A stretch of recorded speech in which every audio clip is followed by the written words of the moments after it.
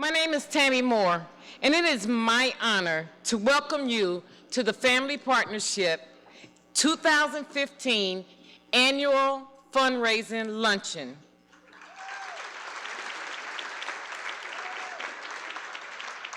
It's great to see so many people who believe in the wonderful programs that the Family Partnership provides. I am an advocate at the Family Partnership Pride program. For those of you who don't know, PRIDE stands for From Prostitution to Independence, Dignity, and Equality. I've been an advocate for 1.5 years. I have a great passion for the work I do there. I've had the opportunity to find housing and shelter for many women and sometimes children, perform legal advocacy for 100 or more women, and to educate women about sexual violence. I'm also happy to have the opportunity to have been trained and certified as a sexual assault advocate and to have received a certificate from the Family Partnership's Community Leadership Development Program, hence my ability to stand before you today. Now, before things get into full swing, I ask you that you join me in thanking those who helped make this event happen. Please hold your applause to the end. Thank you to our table hosts for your commitment and hard work. You've all done a great job in filling the room today with people who believe in the mission and want to invest in the Family Partnership. Thank you to our board members for sharing both your time and talents and for your unending passion. Thank you to all the Family Partnership staff and volunteers who helped to organize this event and transform this room. Thank you to all our speakers and for everyone sharing their story with us today. And thank you to our sponsors for underwriting the cost of today's lunch: Mortensen Construction, Walzer Foundation, The Good Printer, BWBR, NTH, Midwest Plastic Surgery, Valerie Spencer, and Warner Connect. On behalf of the Family Partnership and all of us here, we thank you.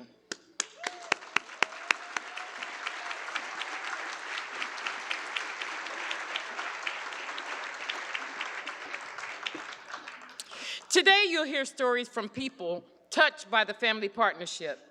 Right now, I'd like to tell you my story. I am a 12-year recovering addict from drugs and alcohol, and a survivor of the life. I wish that I had information about the PRIDE program back then. Maybe then it wouldn't have taken me so much time to find out what options I had. Trying to do it by myself was very difficult. I didn't know what resources were available. I didn't have a support network, no support group, and definitely no peers that I could talk about wanting to change my life to. I felt so all alone most of the time. I learned about PRIDE with an organization that I was volunteering at. And I also became aware of the advocate position. I ran home fast as I could, completed the application online, and sent it in. Being offered the job and accepting the position was one of the top 10 most wonderful things to happen in my life. Now, the top 8 is my 2 daughters and my 6 grandkids. But because of my own experiences, I know what women in the life go through and what can and does happen to them. That is why I have so much passion for what I do. That is why I help them, advocate for them, and help put the pieces back together. I know that they can make a change, and I'm willing to do whatever I need to do to help them. Just as that change was possible for me, it's possible for them too. Thank you.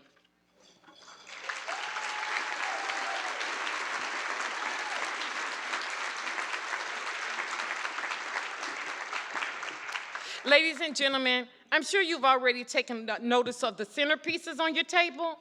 Those were donated and created by Donaldson Company. After the luncheon, they will be donated to our multicultural therapeutic preschools. Thank you, Donaldson Company, for your continued support of the Family Partnership.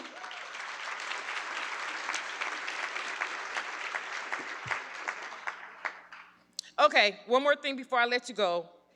We have a little assignment for you, not just food. Your table hosts are handing each of you lettered puzzle pieces. Now, working together at each table, see how your piece fits to complete the puzzle. Now, please enjoy your lunch. The program will resume shortly. How's everybody doing on this great spring day? This is a really terrific crowd. I'm so excited. My name is Molly Greenman, and I'm honored to be the president and CEO of the Family Partnership. Welcome, everyone, to our annual luncheon, Better Together. For many of you, this event has become somewhat of a reunion, and for your steadfast support, we thank you. And for those of you who are here for the first time, welcome to our family. Wasn't Tammy awesome? Where is she? Tammy, thank you for, there you are. Thank you for sharing your story and for all you do in support of our mission. And I want the rest of you to know that there are 140 more people like Tammy who work at the Family Partnership who are just as incredible, and some of them are here today. Can you just wave your hands so people know who you are?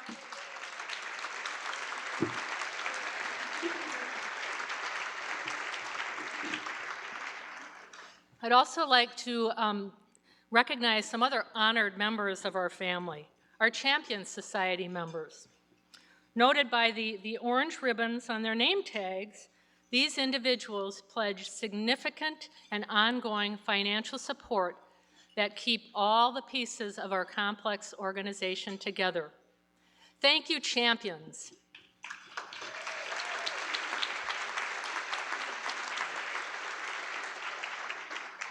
Speaking of pieces, did you all complete your puzzles? Our table had a little trouble with it.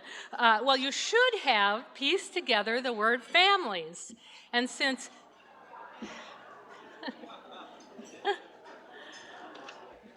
nobody got families, all right. All right.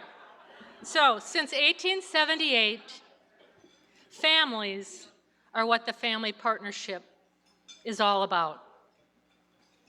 Now, families are a lot more complex than this little puzzle, well, for most of you anyway.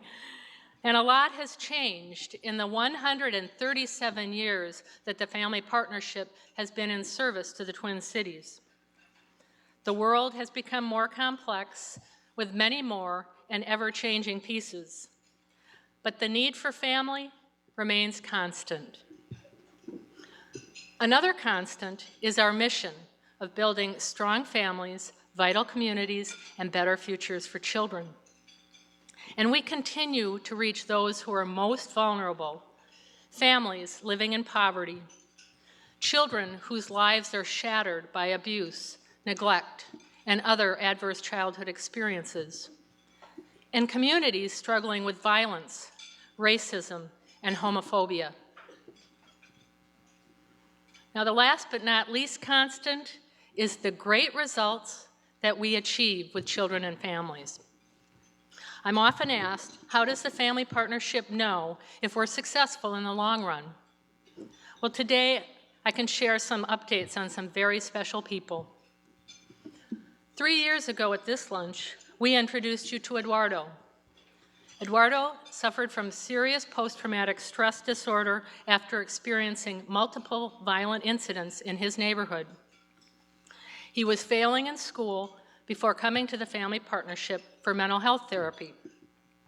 And thanks to our help, Eduardo graduated high school with honors in 2012, and today he's a third-year journalism student at North Central University in Chicago and interns for the CBS news station down there.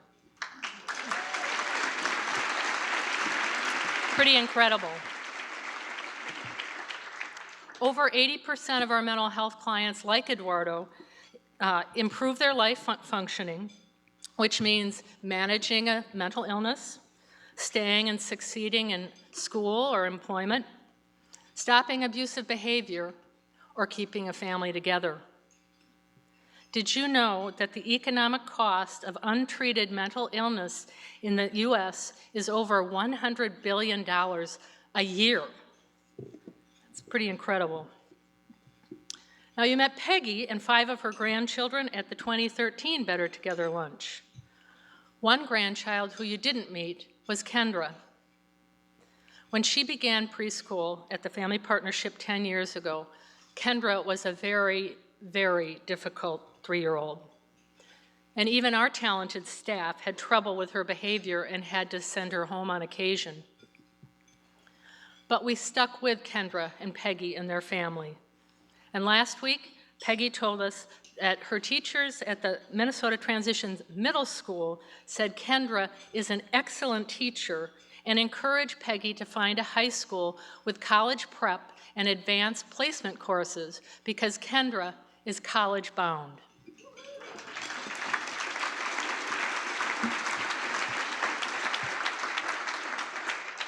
71% of our Native American preschool students, like Kendra, graduate ready for kindergarten, compared to only 57% of all Native American children in Minneapolis. In fact, our kindergarten readiness scores far surpass their community averages for 5-year-olds. And we know that the community's return on investment for quality early education is $16 for every dollar invested. Now, over the years, we've introduced you to many of the brave young women who have escaped the horrors of sex trafficking. Later, you will hear from Chris, who you met at the lunch in 2013. For 37 years, the Family Partnership has helped thousands of women and girls escape and forge better futures. Our persistence and leadership are paying off, as this year, with our partners in the Minnesota Girls Are Not for Sale campaign, we are closing in on fully funding safe harbor, no wrong door legislation in Minnesota.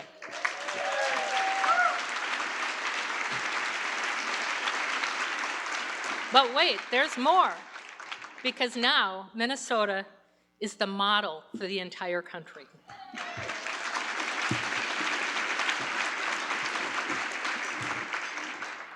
So that means beyond the 250 women and girls we help build new lives every year, we're improving laws and securing resources so that we can put an end to the billion-dollar sex industry altogether. Our own research shows a return on investment of $7 for every dollar invested on services from savings in healthcare, criminal justice, and deep-end social services. So those are just a few snapshots of the powerful difference that the Family Partnership is making in the Twin Cities today. But it's not enough. It's not nearly enough. At the Family Partnership, we envision a Twin Cities where all children and all families, regardless of income and origin, are able to reach their full potential. Today, that may seem daunting. The persistent disparities of race and class seem stagnant, if not growing. And the divisiveness in the public arena makes change seem out of reach. But as we look at the changing demographics, I think we can all agree for the Twin Cities to thrive in the future, we cannot afford to lose any Eduardo, any Kendra, or any Chris.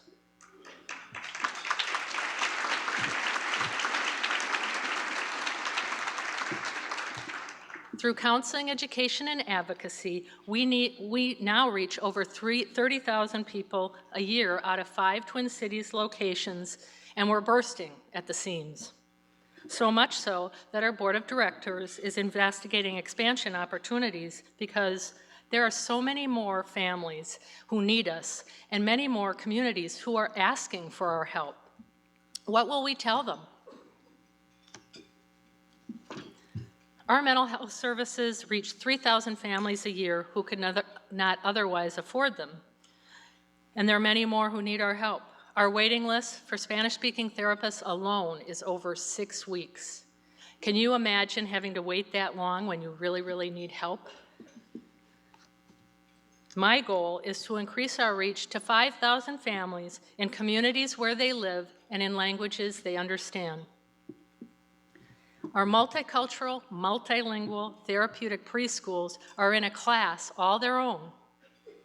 The preschools have been serving Minneapolis's most vulnerable communities for 45 years, paying particular attention to African American, Native American, and Southeast Asian families living in poverty. We need to build upon our expertise and expand to Latino families, Somali families, all families.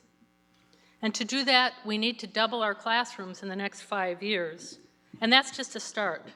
I want the Family Partnership to be the provider of choice for closing the kindergarten readiness gap in Minnesota.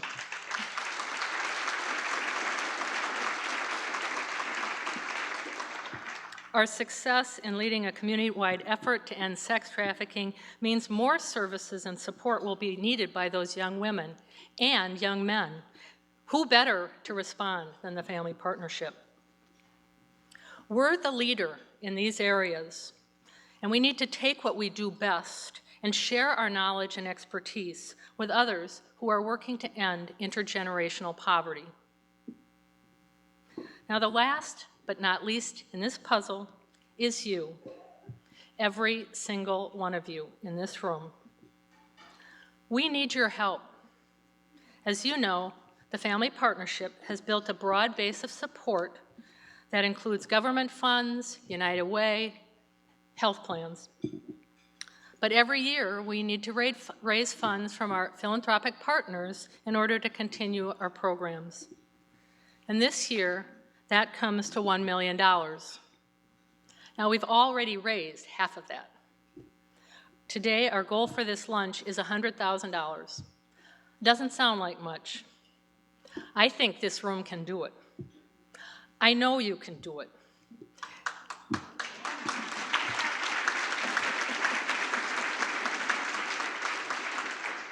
And I know that with your support and action, we will solve this puzzle because we are better together. Thank you.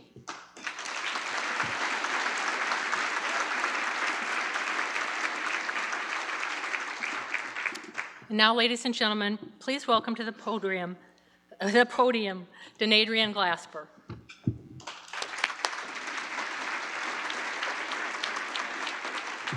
Hello, everyone. My name is Denadrian Glasper. I'm a graduate of Healing Generations at the Family Partnership. You see, at first glance, you may look at my life and my resume in Minnesota, and you'd think that everything started out all hunky-dory for me. But you would be incorrect. I had a very traumatic childhood growing up in Mississippi. I saw a lot of violence, a lot of rape, molestations, and death, including the death of my oldest sister and my grandmother. You see, my sister passing away was really hard on me. She wasn't just my older sister, she was also my best friend. And after she died, the family treated me as if I should have died instead of her. And that was hard for a kid to hear, you know. Instead of confronting those issues and dealing with them, I said, I'm gonna be successful in hopes of getting that recognition or that pat on the back that we look for. It was after some more traumatic events that brought me to Minnesota in 1996. Though I was able to leave the home life down in Mississippi, I brought a lot of that feelings and emotions with me. While I looked fine on the surface, I still hadn't dealt with those issues from my past, leading me to some very self-defeating behavior patterns. My pastor used to always say, He said, Denadrian, it's interesting how smart a person can be or how smart you are and not take the time to deal with those things of your past. See, originally, I thought I had dealt with those things by becoming successful professionally and by helping many others become successful. But the issue was I was still empty.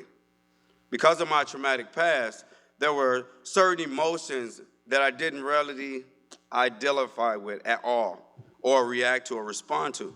I was always trying to be there for people that really wasn't trying to be there for me in that same capacity, which brings me to how I came to the family partnership, which is actually, for me, pretty embarrassing. You know, I had a court mandate to come, which I did not like. I had been at a party trying to help some people out. I was drugged at the party, woke up a couple days later in the hospital with a possession charge. And originally, the courts wanted me to go to jail for 76 months or to a treatment center.